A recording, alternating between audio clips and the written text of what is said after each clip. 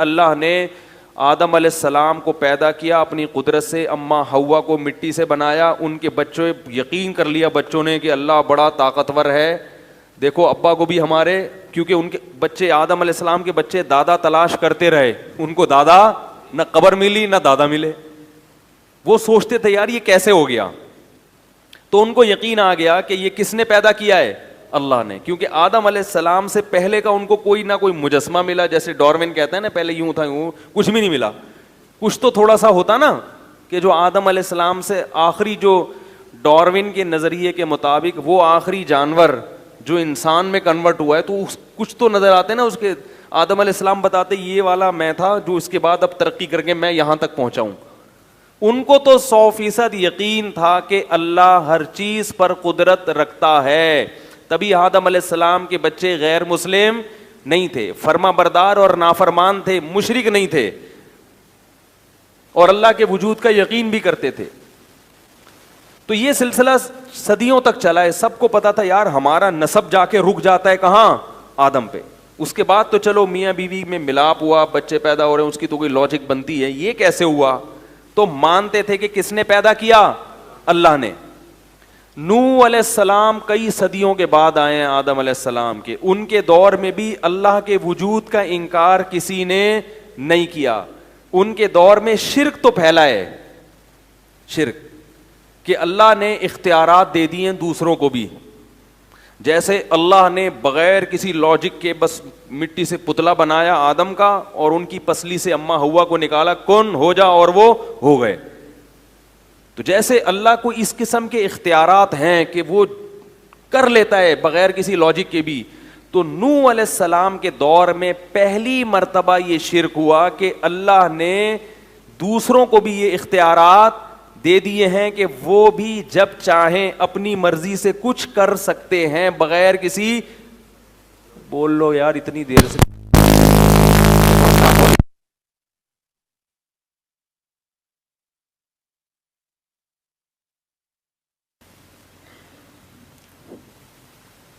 ہو گیا. اچھا یہ کھڑکیاں بند کریں تاکہ جنریٹر کی آواز نہ آئے اندر.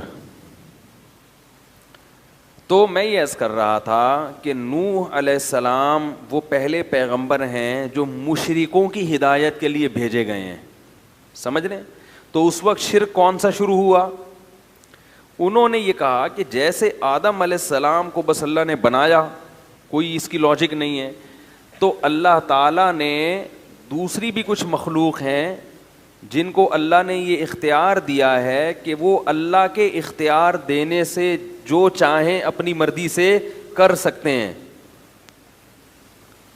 سمجھ رہے ہو. تو یہ یعنی کب شروع ہوا یہ والا شرک, نوح علیہ السلام کے دور میں.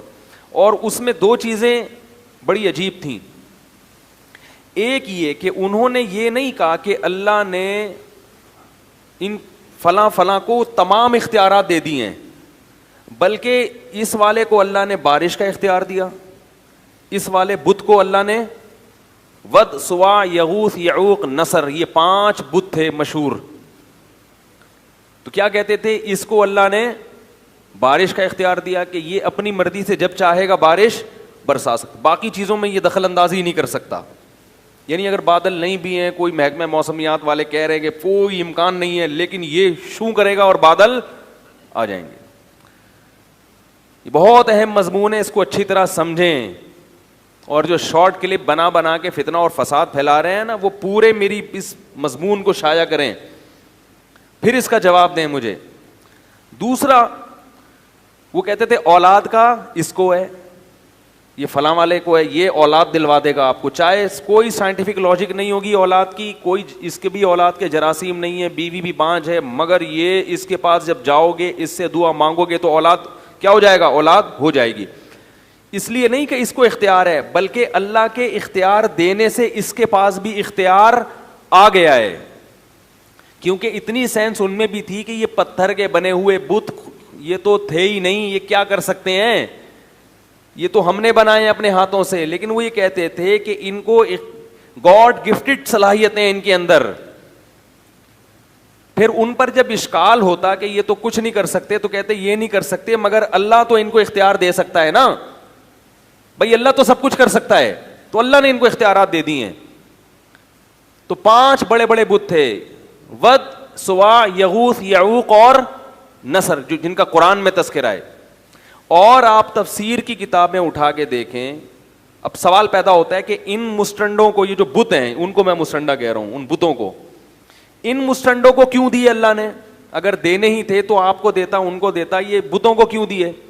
تو کہتے تھے اصل میں یہ بڑے بڑے بزرگوں کی مورتیاں ہیں, تو ان بزرگوں سے خوش ہو کے اللہ نے ان بزرگوں کو دیے ہیں. اب اگر کہو ان بزرگوں کو کیوں دیے, تو آپ کہیں گے جب اللہ اپنی عطا سے کسی کو دے رہا ہے تو آپ کون ہوتے ہیں اس پہ پابندی لگانے والے. یہ میں اس لیے تمام چیزیں دہرا رہا ہوں کہ بالکل یہی سٹائل ہے آج شرک کو معاشرے میں پھیلانے کا, کہ اگر اللہ اپنے نبی کو کچھ اختیارات دینا چاہ رہا ہے تو ان وہابیوں کے پیٹ میں مروڑ کیوں ہوتا ہے. نہیں آ رہی بات سمجھ میں؟ ان لوگوں کو کیوں تکلیف ہو رہی ہے؟ بات آ رہی ہے سمجھ میں؟ پبلک کو کیوں؟ جب اللہ اپنے محبوب, اپنے حبیب سید الانبیاء, یا ان کو اگر اللہ اپنے اختیار سے اختیارات دے رہا ہے تو لوگوں کو اس پہ اشکال کیوں ہو رہا ہے؟ بات آئی سمجھ میں؟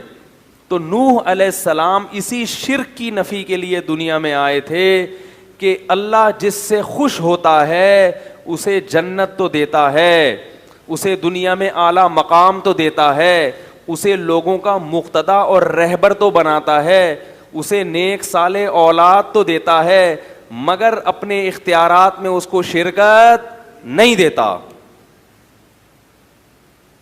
یہی تو شرک ہے جس کی نفی الحم سے لے کے والناس تک قرآن میں ہے کہ اللہ کسی کو ایسا پروٹوکول نہیں دیتا, اور اسی کو اللہ نے اپنے ساتھ الوہیت میں شرک قرار دیا, معبودیت میں, کہ مجھے میرے جیسا معبود کیوں تراش لیا تم نے, حالانکہ وہ مانتے تھے کہ یہ اللہ جیسے نہیں ہے.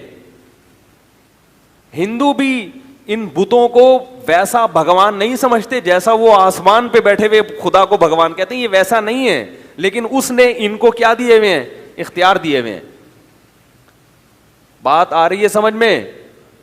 تو اللہ نے کسی کو بھی اسباب سے ہٹ کے کسی بھی قسم کا کوئی بھی اختیار, بولو بھائی, نہیں دیا. اسی شرک کی نفی کے لیے قرآن آیا ہے اور انبیاء آئے ہیں.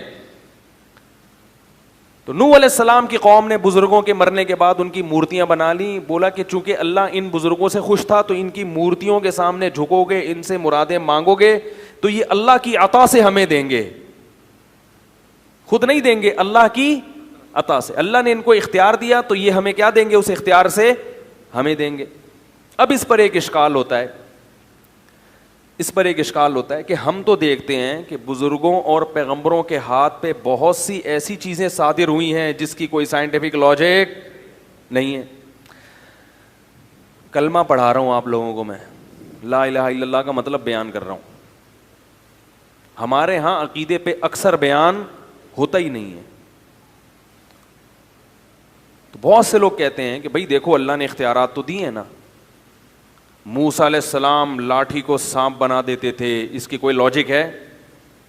ہمارے نبی صلی اللہ علیہ وسلم کے پاس مشرکین آئے, چاند کے 2 ٹکڑے کرو, آپ نے ایسے کیے اور 2 ٹکڑے کر دیے. کوئی لاجک ہے اس کی؟ اور پھر وہ چاند آپس میں جڑ بھی گئے. صحابہ پیاسے تھے, پانی میں آپ صلی اللہ علیہ وسلم نے ہاتھ ڈالا اور پانی ابلنا شروع ہو گیا. عیسیٰ علیہ السلام کہتے تھے مردے کو قوم باذن اللہ, اللہ کے حکم سے کھلو جا. پنجابی میں کیا کہتے ہیں؟ کھلو جا, ہیں کھلو جا. تو آپ کہیں گے کہ حضرت عیسیٰ نے پنجابی میں تھوڑی کہا تھا, تو اردو میں بھی تو نہیں کہا تھا نا. وہ تو جو بھی کروں گا میں تو ترجمہ ہی کروں گا نا. اور عربی میں بھی نہیں کہا تھا, جو قرآن نے کہا نا قم باذن اللہ, تو عربی میں تھوڑی, ان کی تو عبرانی زبان تھی یا سریانی زبان تھی, اس میں کہا نا انہوں نے. تو کیا کہا؟ کھلو جا. یہ کھلو جا میں اس لیے کہہ رہا ہوں کہ پنجاب والے جب کسی کو آرڈر کرتے ہیں تو اسٹائل تھوڑا سا الگ سا ہوتا ہے, اس میں بندہ نہیں بھی کھڑا ہو رہا تو کھڑا ہو ہی جائے گا. تو اس لیے مردہ اگر نہیں بھی چاہتا تھا نا کھڑا ہونا, وہ عیسیٰ علیہ السلام کا حکم سن کے کیا ہو جاتا تھا؟ کھڑا ہو جاتا. کیونکہ آپ بولو نا اٹھیے, اردو میں آپ کیا بولیں گے؟ اٹھیے, وہ نہیں اٹھے گا. اردو میں بڑی شائستگی ہے, آئیے جائیے, تبھی اردو میں کوئی کام ہوتا ہی نہیں ہے. ایک صاحب تھے, وہ ٹرک اڈا نہیں ہے, ٹرک اڈا, ٹرک اسٹینڈ جو ماڑی پور میں, وہاں انہوں نے آفس کھولا, اردو اسپیکنگ تھے, وہ آفس کھولا انہوں نے. تو میں ان کے پاس گیا تو وہ عجیب اسٹائل سے لوگوں سے بات کر رہے ہیں, ملازمین سے. تو میں نے کہا یار یہ کون سا اسٹائل ہے؟ کہہ رہے ہیں یار ان سے تمیز سے بات کرو تو کام, ان سے بولو نا یہ ڈبے اٹھا کے ٹرک پہ رکھ دیجئے, ٹرک لوڈ کرنا ہے, مال پنجاب جا رہا ہے, رکھیے. کوئی بھی ہلتا نہیں, ان کو ٹھڈے مار مار کے. تو اللہ نے ہمارے ملک میں ہمیں مختلف قسم کی زبانیں دی ہیں, جب جس زبان سے کام اٹھانا ہو آپ وہ کام اٹھاؤ. تو جو شرافت سے نہ آ رہا ہو, شر اور آفت کا بولو کھڑے ہو جائیے, نہیں ہو رہا کھلو جا, ایک دم کھڑا ہوگا وہ. تو میں یہ عرض کر رہا تھا, ہر زبان میں ایک مٹھاس ہے. پنجاب کی زبان میں ایک الگ سی مٹھاس بھی ہے جو اردو میں نہیں ہے. بعض جملے پنجابی زبان کے اتنے مزے کے لگتے ہیں کہ وہ اردو میں مزہ ہی نہیں. میں کیونکہ پوری طور پر قدرت نہیں ہے اس لیے میں بیان نہیں کر سکتا, لیکن ان کی زبان میں نا بعض جملے ایسے ہیں جو اردو میں مزہ نہیں آتا. تو اردو کی الگ تہذیب ہے. خیر بات کہاں سے کہاں چلی گئی. تو عیسیٰ علیہ السلام مردے کو کیا کہتے تھے؟ قم باذن اللہ, اللہ کے حکم سے کھڑا ہو جا. تو کہتے ہیں دیکھو اللہ کی عطا سے حضرت عیسیٰ بھی مردوں کو زندہ کر رہے ہیں, ہمارے نبی بھی اللہ کی عطا سے چاند کے 2 ٹکڑے کر رہے ہیں. تو جو نبی اللہ کی عطا سے چاند کے 2 ٹکڑے کر سکتا ہے, جو نبی اللہ کی عطا سے مردوں کو زندہ کر سکتا ہے, اس نبی کو اگر ہم یہاں سے بیٹھ کے پکاریں کہ ہماری حاجت سن لیں تو وہ اللہ کی عطا سے سن بھی سکتا ہے, اور وہ نبی اللہ کی عطا سے ہماری وہ حاجت پوری کر بھی سکتے ہیں. یہ بات سمجھ میں. تو ہم اگر پکار رہے ہیں تو ہم اللہ کی عطا سے یہ تصور کر کے, تو اس لیے قرآن نے جو کہا ہے کہ غیر اللہ کو مت پکارو, تو اس سے وہ پکار مراد ہے جو اللہ کی عطا کے بغیر والی پکارو. یہ اشکال کر رہا ہوں کہ اس کو میرا نظریہ نہ سمجھ لیں, یہ اشکال کرتے ہیں لوگ. اس اشکال کا جواب یہ ہے کہ دیکھو, ایک ہوتا ہے کسی کو اختیار دے دینا, ایک ہوتا ہے کسی کے ہاتھ سے کوئی کام کرا دینا. دونوں میں فرق ہے. دونوں میں کیا ہے؟ آپ لوگ حاضر ہیں نا اچھی طریقے سے. ایک ہوتا ہے کسی کے ہاتھ پہ کوئی کام صادر کر دینا, اور ایک ہوتا ہے کسی کو اس کا اختیار دے دینا. اختیار دینے کا مطلب کیا ہے؟ پانی کی جو سپلائی ہے یہ کس کے اختیار میں ہے؟ واٹر بورڈ والوں کے نا. وہ جب کھولیں گے نل تو پانی آئے گا, وہ بند کر دیں تو آپ قحط سے ہلاک. ملک کا جو وزیر اعظم ہے یا جو صدر ہے وہ واٹر بورڈ والوں سے محض کام نہیں لیتا, بلکہ باقاعدہ اس نے واٹر سپلائی کا ان کو اختیار دے دیا ہے. کیا میرے در پہ آنے کی ضرورت نہیں ہے؟ واٹر بورڈ کا ادارہ بنایا ہی اس لیے ہے کہ جس کو پانی کی ضرورت ہو وہاں جا کے دھرنا مارے, اسلام آباد میں آنے کی ضرورت نہیں ہے. وہ اگر کام نہ کریں پھر اس کی کمپلین کے لیے میرے پاس آؤ, لیکن پہلا اسٹیپ کون سا ہے؟ اس کا ہے. اس کو میں نے کیا کیا ہے؟ اختیار دیا ہے. یہ مطلب ہوتا ہے اختیار دینے کا. اور کام کرانے کا مطلب کیا ہوتا ہے؟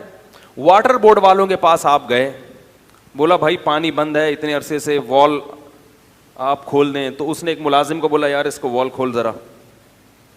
وال کھولنے کے اختیارات نہیں دیے کہ جب چاہو کھولو جب چاہو بند کر دو. ہاں ابھی وال کھولنے کا کام کس سے لیا جا رہا ہے؟ ملازم سے. تبھی آپ ملازم کے پاس نہیں آؤ گے, آپ ڈائریکٹ کس کے پاس جاؤ گے؟ واٹر بورڈ والوں کے پاس. اس کی اور آسان مثال دیتا ہوں کہ اختیار دینا کیا ہوتا ہے اور کام لینا کیا ہوتا ہے. دیکھو آپ لوگ جاتے ہیں نا اکثر کوئی ڈاکومنٹ تیار کرنے ہوتے ہیں اسٹیمپ پیپر, تو منشی صاحب کے پاس جاتے ہیں, وہ ڈی سی آفس کے باہر لوگ بیٹھے ہوئے ہوتے ہیں پیپر. آپ کیا کرتے ہیں؟ اب تو ٹائپنگ شروع ہو گئی, پہلے قلم سے لکھتے تھے. آپ کہتے ہیں بھائی میرا فلاں کے ساتھ لین دین ہے, اس کو کے ڈاکومنٹس تیار کرنے, آپ اس کو کیا کریں؟ لکھیں. تو آپ نے اس کو اختیار دیا کہ یہ چیز آپ لکھیں. وہ لکھتا خود نہیں ہے, قلم سے مدد لیتا ہے, وہ قلم کے ذریعے لکھتا ہے. تو اختیار کس کے پاس ہے لکھنے کا؟ رائٹر کے پاس, کاتب کے پاس. کام کس سے لے رہا ہے وہ؟ قلم سے. قلم کو اختیار نہیں دیا. اگر قلم کو اختیار دیا ہوتا تو آپ قلم کے پاس جا کے کہتے کہ لکھو. اور قلم خود اٹھ کے گھومنا شروع کر دیتا. قلم کاتب کے ہاتھ میں ایسا ہوتا ہے کہ اس کی اپنی کوئی حیثیت نہیں ہوتی. کاتب جدھر کو گھمائے گا قلم وہاں گھومے گا. اور اختیار کس کے پاس ہے؟ طاقت کس کے پاس ہے؟ کاتب کے پاس. تو یاد رکھو پیغمبروں کے جتنے معجزے ہیں اس میں کسی بھی کام کا پیغمبر کو اختیار نہیں دیا جاتا. پیغمبر کی انگلی سے، پیغمبر کے ہاتھ سے کام لیا جاتا ہے. کام کرنے والا کون ہوتا ہے؟ اللہ. اور 100% اختیار کس کے پاس ہوتا ہے؟ اللہ کے پاس ہوتا ہے. جب مشرکین ہمارے نبی کے پاس آئے کہ چاند کے 2 ٹکڑے کریں تو اللہ نے ہمارے نبی کو وحی کی کہ آپ اشارہ کریں ٹکڑے میں کر دوں گا. یہی وجہ ہے کہ جب بھی مشرکین آ کے مطالبہ کرتے تھے معجزے کا تو نبی ہر دفعہ ان کا مطالبہ پورا نہیں کرتے تھے، بلکہ کہتے تھے کہ میں یہ کام نہیں کر سکتا. جب اللہ نے کر دیا تو کر دیا، جب نہیں کیا تو آپ نے کیا فرمایا؟ نہیں. آپ سورہ بنی اسرائیل اٹھا کے دیکھیں.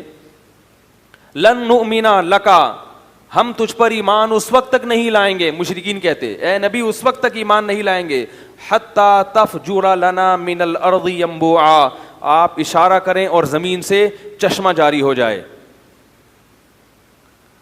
او تکون لک جنۃ من نخیل وعنب، اشارہ کریں ایک باغ کھجور کا اور ایک انگور کا پیدا کریں. یہ مطالبہ کون کر رہا ہے؟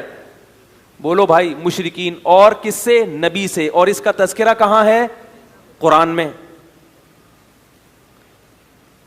یہ سارے مطالبے ہو رہے ہیں نا کہ یہ کریں آپ.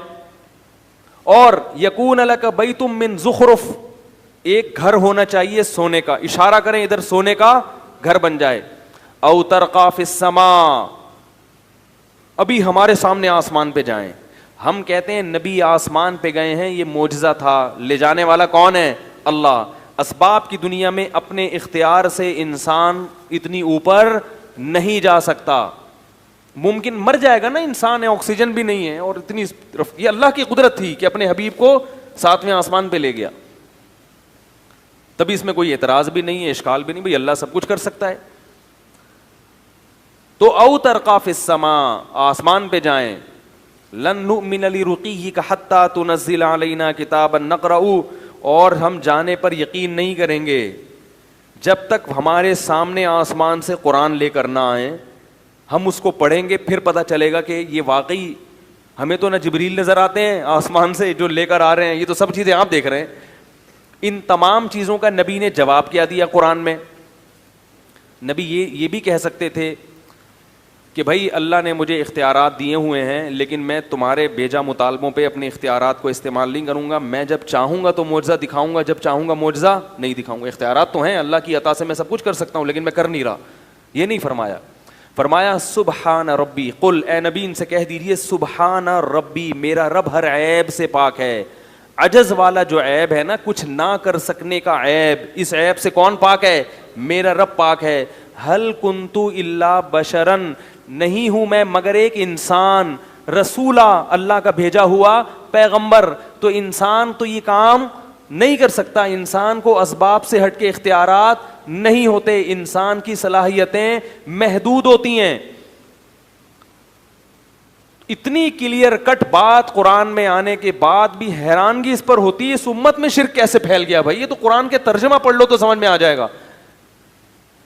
پتہ یہ چلا کہ اللہ نے اپنے نبی کو اس قسم کے اختیارات بولو بھائی نہیں دیے تھے. ہاں جب اللہ وحی کرتے کہ آپ یہ کام کریں، ہم آپ کے ہاتھ پہ یہ معجزہ دکھا دیں گے، تو اللہ تو جس کو چاہے دکھا سکتا ہے. جس کے ہاتھ پہ، وہ بزرگوں کے ہاتھ پہ کرامتیں بھی ظاہر کر سکتا ہے اور انبیاء کے ہاتھ پہ معجزے بھی ظاہر کر سکتا ہے.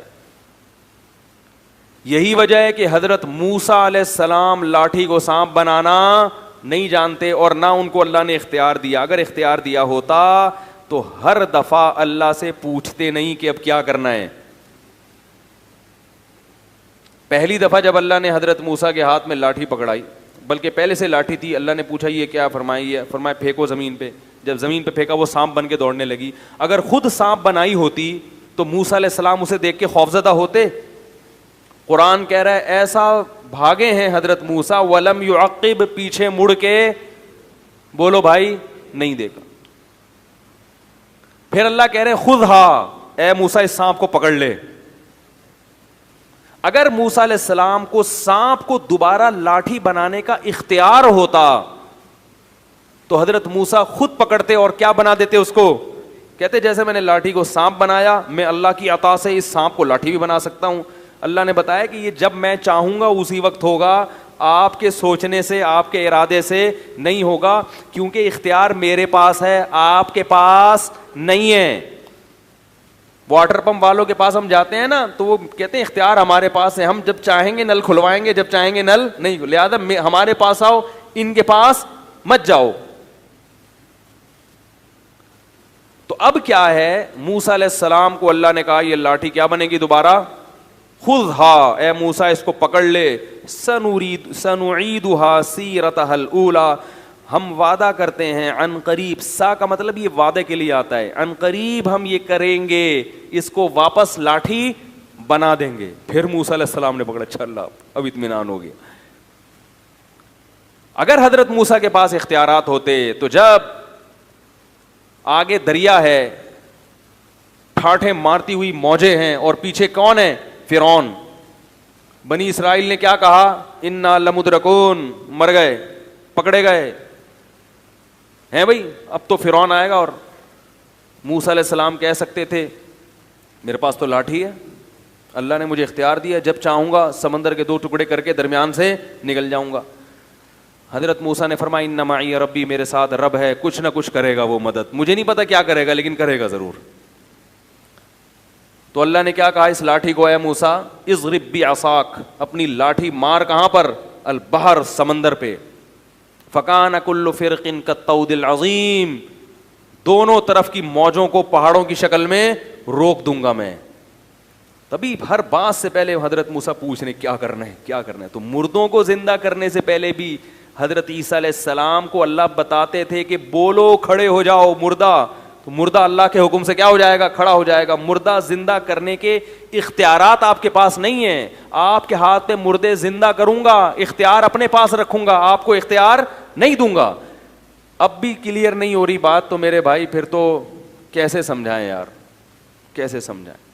میں ان لوگوں سے کہتا ہوں جو غیر اللہ کی پکار کو جائز سمجھتے ہیں, دیکھو میں فرقہ پرست آدمی نہیں ہوں, نہ میں کفر اور شرک کے کسی متعین شخص پہ فتوے لگاتا ہوں, لیکن آپ اپنی آخرت کی فکر کرو.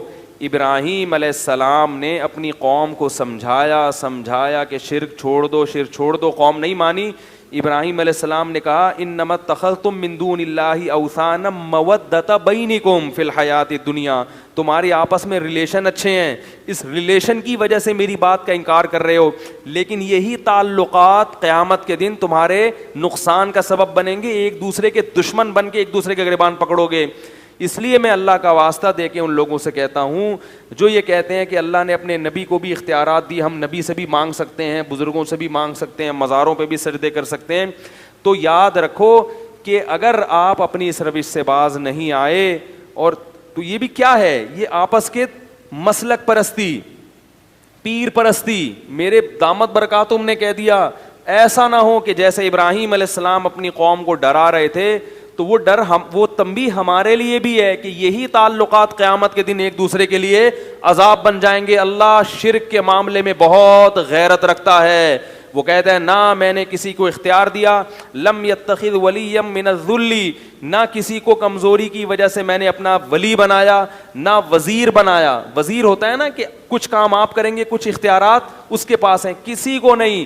بلکہ اللہ نے کہا قرآن میں مثالیں دی ہیں, ضرب لکم مثلا من انفسکم, اللہ فرماتے ہیں ابھی بھی سمجھ میں نہیں آیا تو میں تمہیں ایک مثال دیتا ہوں تمہاری ہی. هل لکم مما ملکت ایمانکم من شرکاء فیما رزقناکم, کہ تمہارے جو غلام ہوتے ہیں کیا تم ان غلاموں کو اپنے ساتھ شریک کرتے ہو اپنی پراپرٹی میں. فرمائے کہ جب پراپرٹی جو کم درجے کی چیز ہے اور تمہارے غلام بھی کم درجے کے ہیں, تمہارا اپنے غلاموں سے اتنا اوپر رتبہ نہیں ہے جتنا میرا مخلوق سے اوپر کا مقام ہے.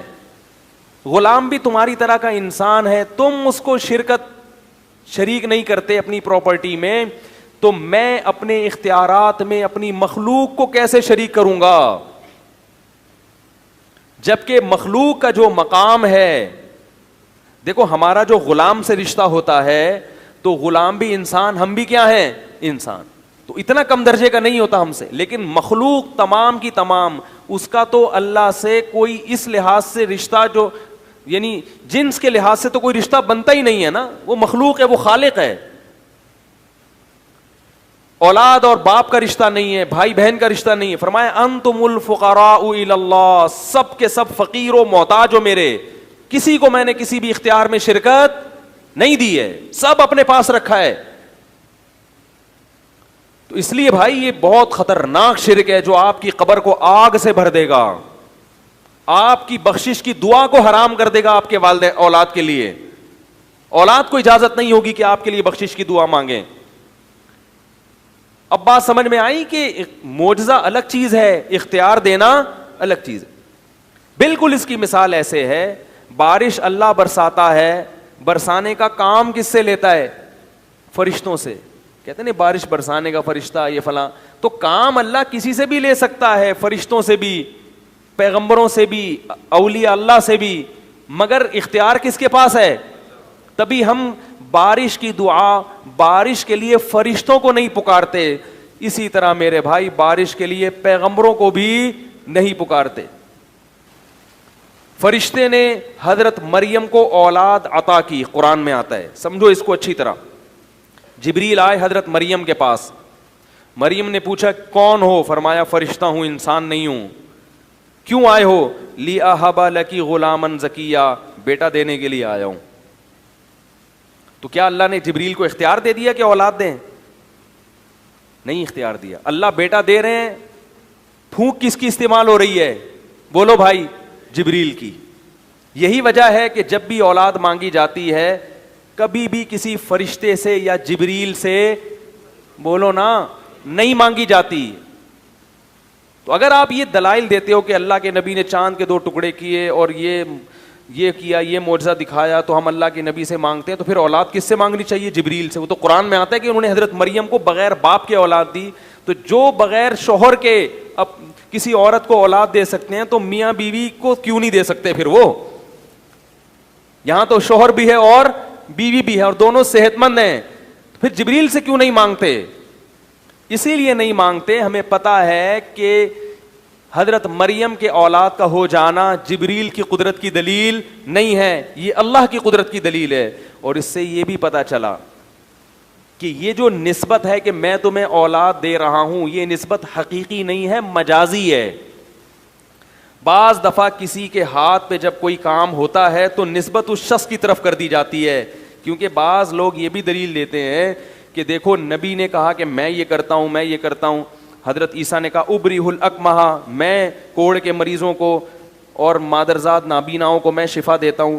تو اس سے پتہ چلتا ہے کہ حضرت عیسیٰ دے رہے ہیں نا, تو اللہ نے اختیار دیا, تبھی تو حضرت عیسیٰ کہہ رہے ہیں میں یہ کام کر رہا ہوں.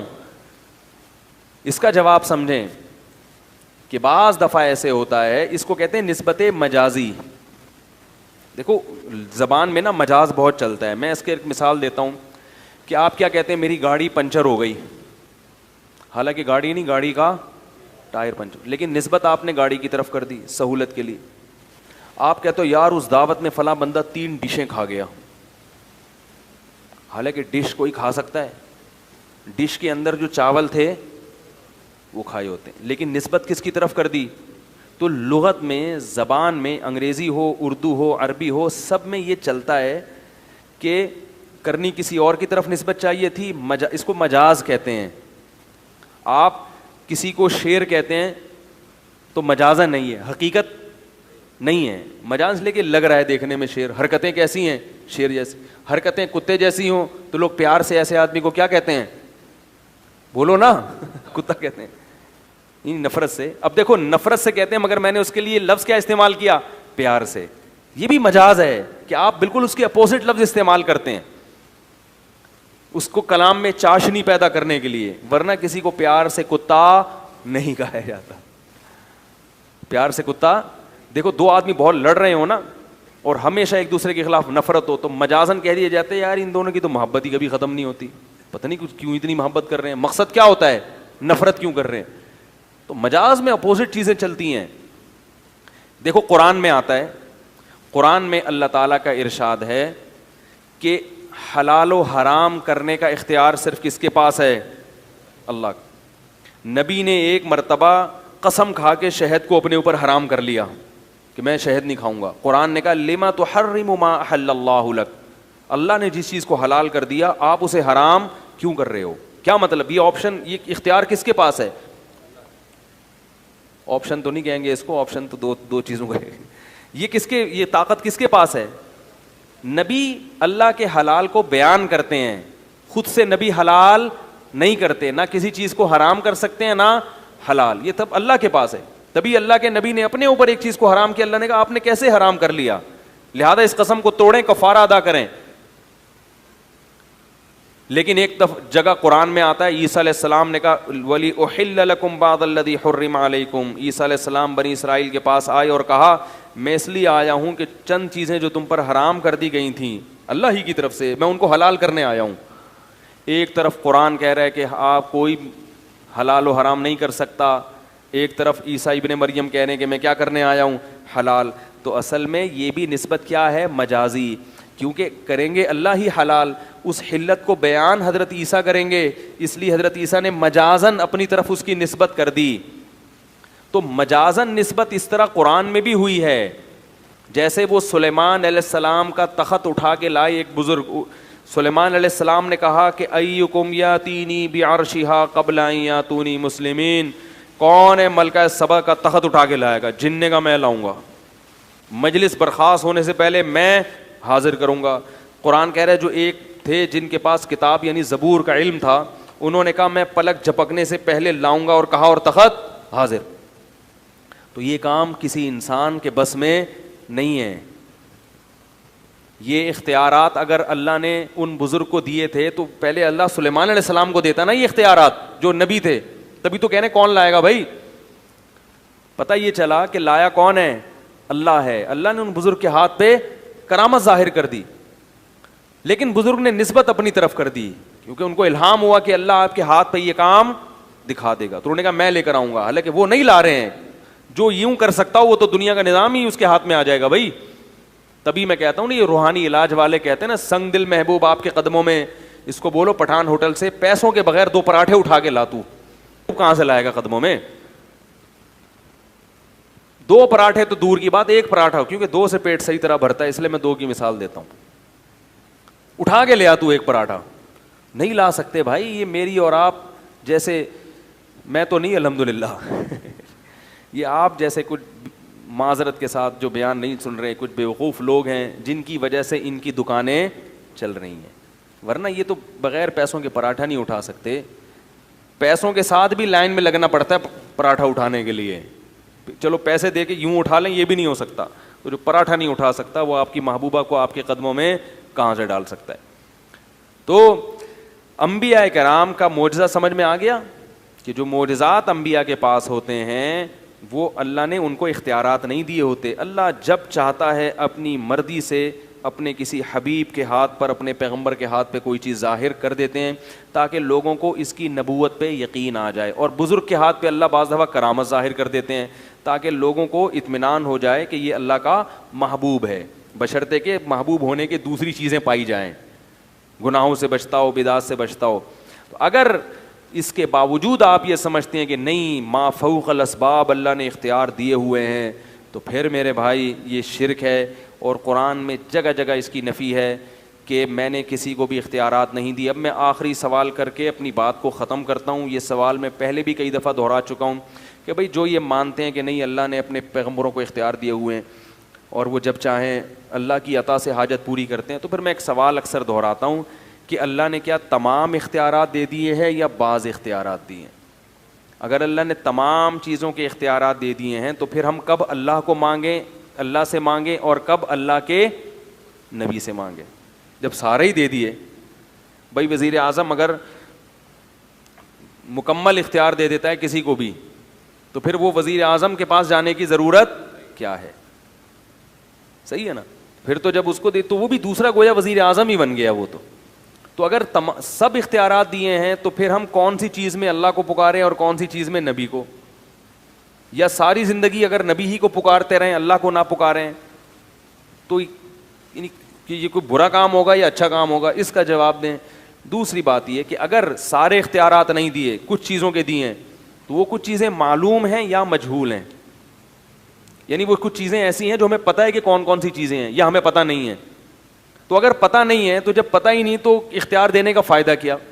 آپ کو جب پتہ ہی نہ ہو کہ وزیر اعظم نے کون کون سے ڈپارٹمنٹ کس کے حوالے کیا ہے, تو حوالے کرنے کا فائدہ ہوگا؟ کیا ہو گیا بھائی؟ جب پتہ ہی نہیں کہ کون سی چیز دی ہے, نبی کو کون سی چیزوں کو اختیار دیا ہے, تو جب پتہ ہی نہیں ہے تو ہم مانگیں گے کیسے؟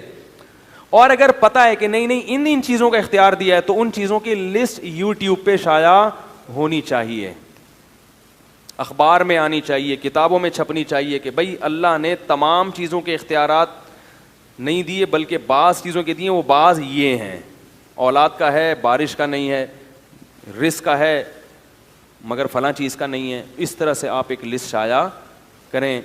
تو میں نے یہ اعلان پہلے بھی گھمایا تھا, لیکن لوگ پتہ نہیں بری بری گالیاں دینا شروع کر دیتے ہیں الٹی سیدھی. یوٹیوب پہ اپنے خلاف کمنٹس پڑھو نا, آدمی حیران ہوتا ہے, یار ہم ادھر لوگ جھک جھک کے مصافحہ کر رہے ہیں اور ادھر ماشاءاللہ ایک عجیب حساب بنا ہوا ہے. تو اس لیے اپنے ایمان کی حفاظت کرو, ان باتوں کو سنجیدگی سے لو. صرف اور صرف تمام اختیارات کس کے پاس ہیں؟ اللہ کے. ہاں, میں بزرگوں پہ شرک کے فتوے نہیں لگاتا. اگر کسی بزرگ نے کہا کہ اللہ نے فلاں نے کشتی پار لگا دی, فلاں نے یہ کر دی, تو تعویل کر لینی چاہیے.